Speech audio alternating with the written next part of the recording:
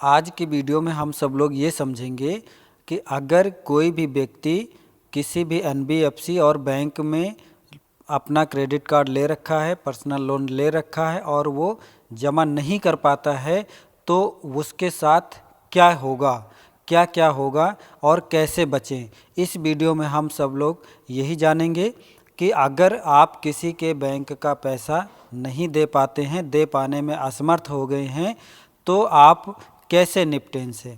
देखिए, अगर आप ईएमआई नहीं देंगे तो सबसे पहले एनबीएफसी क्या करेंगे, बैंक क्या करेगा, आपको इन हाउस बकेट में आपका केस को डाल करके वो थोड़ी थोड़ी कॉल्स को आपके साथ फॉलोअप करेंगे, जिसको जिसको कहते हैं बकेट 1 केस। ठीक है, थोड़ी सी कॉल्स करेंगे, आपसे पूछेंगे, आप कहेंगे कि सर अभी नहीं हो पाएगी, थोड़ा सा टाइम लगेगा, ठीक है सर जल्दी कर दीजिए। ये तो प्रोसेस आपका लगभग 1 महीने तक नॉर्मली फॉलोअप वो लोग करते रहेंगे और चलता रहेगा। टेक्स्ट मैसेज आपको भेजते रहेंगे, सर आपका 3 दिन ओवर ड्यू हो गया, 4 दिन ओवर ड्यू हो गया। आपके मेल पर भी मैसेज आपको भेजेंगे और आप हो सकता है कि आपके घर पर भी विजिट कर लें। लेकिन जैसे जैसे केस पुराना होता जाता है वैसे वैसे इनके ऊपर प्रेशर बढ़ता जाता है। कलेक्शन एजेंसी हो या रिकवरी एजेंसी हो, कलेक्शन एजेंसी से जो कॉल्स आपके पास आएंगी वो ऑटो डायलर नंबर से आएंगी, जिन पे आप कॉल करेंगे तो कभी कॉल आपको लगेगा नहीं।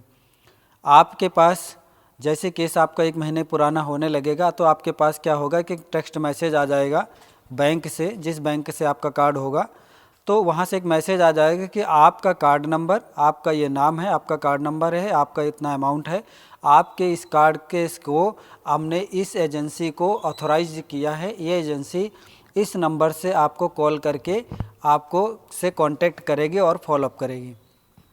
तो वहाँ पर क्या होता है कि एक्चुअली में जो मेरा एक्सपीरियंस है, वो जिन नंबरों को देते हैं कि इस नंबर से और इस व्यक्ति के नाम से आपके पास कॉल आएगी, ना तो उस व्यक्ति के नाम से कॉल आती है और ना ही उस नंबर से कॉल आती है। अब क्या करेंगे, जैसे कि मान लीजिए कि आपका केस 1.5 महीने 2 महीने पुराना हो गया, तो अब क्या करेंगे आपके साथ में।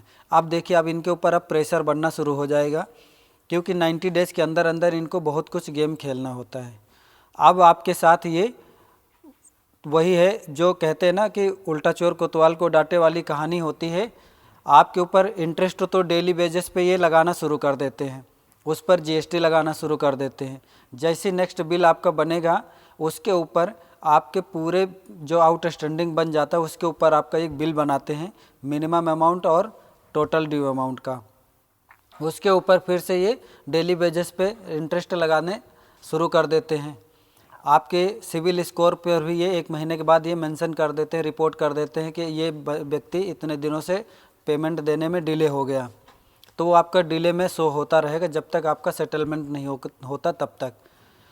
अब जैसे ही 1 डेढ़ महीने 2 महीने पुराना केस हो जाता है तो ये क्या करेंगे, आपके घर पे विजिट करेंगे बिना किसी इन्फॉर्मेशन के। घर पर आपके आएंगे, बोलेंगे हाँ जी आपके हस्बैंड ने क्रेडिट कार्ड ले रखा है और पेमेंट नहीं दिया, आपके भाई ने क्रेडिट कार्ड ले रखा, पर्सनल लोन ले रखा है और उसकी पेमेंट नहीं दे रहे हैं 1.5 महीने से और फ़ोन भी नहीं उठा रहे हैं। कहने का मतलब कि आप बराबर बात भी कर रहे हो, अपनी प्रॉब्लम को आप रख भी रहे हो, लेकिन जब वो आपके सामने आएंगे, जब आपके रिश्तेदारों को फ़ोन करेंगे, जब आपके ऑफिस में आएंगे या आपके ड्यूटी के कार्यकाल क्षेत्र में जाएंगे, तो उस क्षेत्र में भी जाके यही चीज़ बोलेंगे, इस नाम के व्यक्ति इन्होंने ये लोन लिया था और ये पैसे नहीं दे रहे हैं और ये फ़ोन भी नहीं उठा रहे हैं, इतने महान आदमी हैं। अरे महोदय, थोड़ा सा भी तो समझदार हो। अगर बंदा फ़ोन नहीं उठा रहा है तो तुमने क्या सोच के यहाँ पे आ गए। जिस दिन तुमने क्रेडिट कार्ड दिया था, जिस दिन तुमने पर्सनल लोन दिया था ना, शायद ये प्रोसीजर फॉलोअप करते तो आज ये नौबत आती ही नहीं। गलतियाँ तुम लोग करते हो, उसका खामियाजा कस्टमर के ऊपर भुगतने के लिए छोड़ देते हो। तो आपके साथ में ये कॉल करेंगे, मैसेज करेंगे, आपके घर पे होम विजिट करेंगे, आपके ऊपर प्लांटी लगाएंगे, सरचार्ज लगाएंगे, उनके ऊपर आपके जीएसटी ठोकेंगे, आपके सिविल स्कोर को डैमेज करने के लिए रिपोर्ट करेंगे। जो सिविल स्कोर को कंपनियां मेंटेन करती हैं उन कंपनियों को ये रिपोर्ट करेंगे। उसके बाद आपको फिर जैसे ही 90 डेज़ के अप्रोक्स में आता है, तीसरे बकेट में आपका केस जाता है, तब ये इनके ऊपर और प्रेशर बढ़ जाता है। फिर ये आपके ऊपर कॉल के फॉलोअप जो है बहुत ज़्यादा लगा देते हैं और ये बदतमीजी से बात करना शुरू कर देते हैं।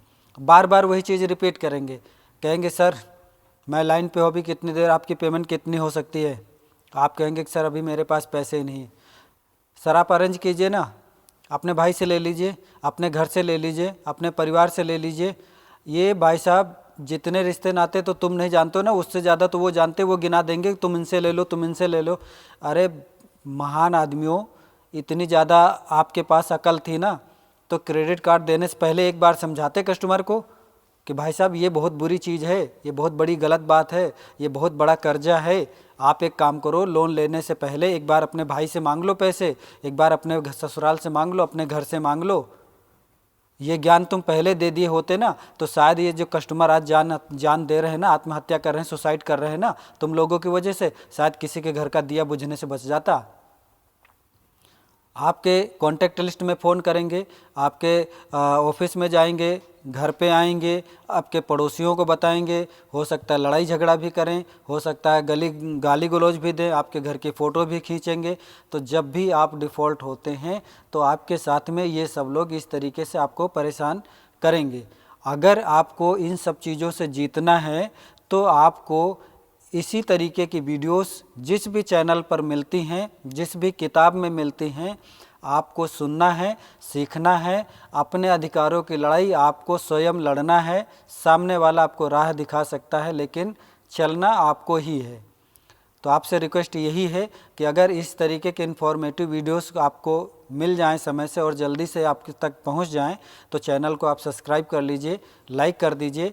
ऐसी ही जानकारियां आप सब लोगों के साथ में हम पहुंचाते रहेंगे और इन सब चीज़ों से बचने के रास्ते भी हम आपको बताते रहेंगे। हमारा उद्देश्य किसी भी व्यक्ति को, किसी भी NBFC बैंक्स को कर्ज को डिफ़ॉल्टर बनाना नहीं है। लेकिन अगर किसी कारणवश कोई भी व्यक्ति इस पोजीशन में आता है तो जो रूल्स एंड रेगुलेशंस को फॉलोअप करके आपने उसको कार्ड और लोन दिया था, उन्हीं रूल्स एंड रेगुलेशंस को फॉलोअप करके आप उनसे पैसे को आप कलेक्ट कर लीजिए। तो साथियों इस वीडियो में इतना ही, फिर मिलते हैं किसी एक नई वीडियो के साथ में, नई जानकारी के साथ में। तब तक के लिए अपना ध्यान रखें, अपना ख्याल रखें, स्वस्थ रहें, मस्त रहें।